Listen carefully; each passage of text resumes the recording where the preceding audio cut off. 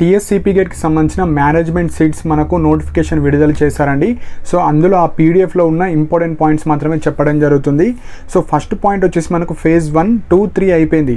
So already మీరు కాలేజీలో join అయ్యారు. సో ఆల్రెడీ కాలేజీలో జాయిన్ అయిన వాళ్ళు దీనికి పార్టిసిపేట్ చేయకండి. ఎందుకంటే ఇందులో జాయిన్ అయితే మీకు ఎలాంటి ఫీజు రియంబర్స్మెంట్ కావచ్చు, స్కాలర్షిప్స్ కావచ్చు ఏం రావు.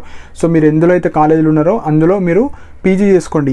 ఎవరికైతే ఇప్పుడు పీజీ సీట్స్ రాని వాళ్ళు కావచ్చు, ఎవరైతే పార్టిసిపేట్ చేయలేరు వెబ్ కౌన్సిలింగ్లో, ఇప్పుడు పీజీ చేద్దాం అనుకుంటున్నారు, వాళ్ళ కోసమే ఈ నోటిఫికేషన్ అండి.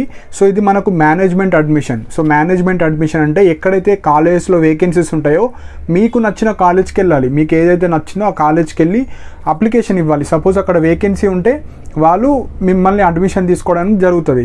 సో ఇప్పుడు ఇందులో ఏవైతే ఆ పీడిఎఫ్లో ఉన్న ఇంపార్టెంట్ పాయింట్స్ చెప్తాను. సో ఫస్ట్ పాయింట్ వచ్చేసి ఇది మేనేజ్మెంట్ అడ్మిషన్. ఇది మళ్ళీ ఒక స్పెషల్ ఫీజ్ కాదు, ఓన్లీ మేనేజ్మెంట్ అన్న స్పాట్ అడ్మిషన్ అన్న ఒకటే. సో ఎలిజిబిలిటీ వచ్చేసి 50% మార్క్స్ ఉండాలి మీ డిగ్రీలో, అది ఫస్ట్ పాయింట్. అండ్ ఇక్కడ ఈ నోటిఫికేషన్ వచ్చేసి only affiliated colleges. So affiliated colleges అంటే కొన్ని ప్రైవేట్ కాలేజెస్ ఉంటాయి, కొన్ని గవర్నమెంట్ కాలేజెస్ ఉంటాయి. సో ఇక్కడ నేను డిస్ప్లే చేస్తున్నాను. సో మీరు ఎలా అయితే మనకు 8 to 9 యూనివర్సిటీస్ ఉన్నాయి కదా, ఆ కాలేజ్ లిస్ట్ ఓపెన్ చేసి ఏమేం అఫిలియేటెడ్ కాలేజెస్ ఉన్నాయో మోస్ట్లీ అన్నీ ప్రైవేట్ ఉంటాయి, 2-3 గవర్నమెంట్ కాలేజ్ కూడా ఉంటాయి. సో అవి మీరు చూసుకొని మీకు నచ్చిన కాలేజ్కి వెళ్ళి మీరు అడ్మిషన్స్ తీసుకోవచ్చు.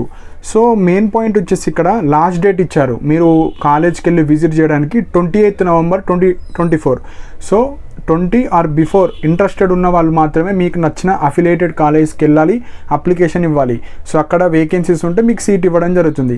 సో అక్కడ ప్రాసెసింగ్ ఫీ కూడా ఉంటుంది 2100. సో ఇప్పుడు ఏవైతే మీకు డౌట్స్ ఉంటాయో ఫస్ట్ పాయింట్ వచ్చేసి ఎలాంటి ఫీజు రియంబర్స్మెంట్ కావచ్చు, స్కాలర్షిప్స్ కావచ్చు ఏం రావు. మీకు కోర్స్ ఫీ ఏదైతే ఉంటుందో మొత్తం పే చేయాలి. సపోజ్ ఏదన్నా ఒక కోర్సులో ఒక 10,000, 20,000, 25,000, 30,000 ఉంటాయి, మొత్తం మీరే పే చేసుకోవాలి first year, second year. So అలాంటి స్టూడెంట్స్ నాకు పీజీ చేయాలనుకుంటున్నాను అనుకుంటేనే మీరు వెళ్ళి అప్లికేషన్ ఇవ్వాలి కాలేజ్కి. ఇక్కడ ఆన్లైన్ ఏమి ఉండదు, డైరెక్ట్ కాలేజ్కి వెళ్ళి మీ ఒరిజినల్స్ అన్నీ చూసి వాళ్ళు ఓకే ఎలిజిబిలిటీ ఉన్నాడు అంటే మీకు సీట్ ఇస్తారు. సో ఇది మనకు మెయిన్ పాయింట్ అండి.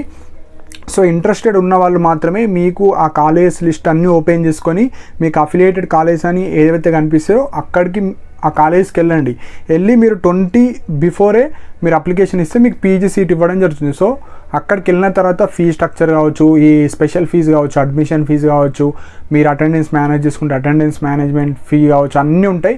సో కాలేజ్కి విజిట్ చేసిన తర్వాతనే మీరు అడ్మిషన్ తీసుకోండి. సో ఇవి మెయిన్ పాయింట్స్ అండి. సో మనకు 2 PDFs ఉన్నాయి, ఒక పీడిఎఫ్ ఓపెన్ అవుతలేదు.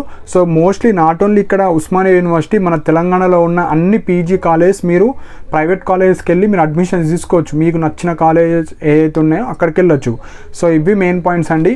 సో ఎవరైతే ఎంఎడ్ ఎంపీడ్ ఉందో దానికి సపరేట్ వీడియో ఇస్తా. సో మీకు కూడా సెకండ్ ఫేజ్ లాస్ట్ ఇదే ఫైనల్గా, మళ్ళీ మీకు సపరేట్గా ఇంకేముండవు. సో మీకు సపరేట్ వీడియో ఇస్తా. సో పీజీ స్టూడెంట్స్ అయితే జాయిన్ అయ్యే వాళ్ళు జాయిన్ అవ్వచ్చు, లేదంటే నెక్స్ట్ ఇయరే మీరు ట్రై చేయొచ్చు.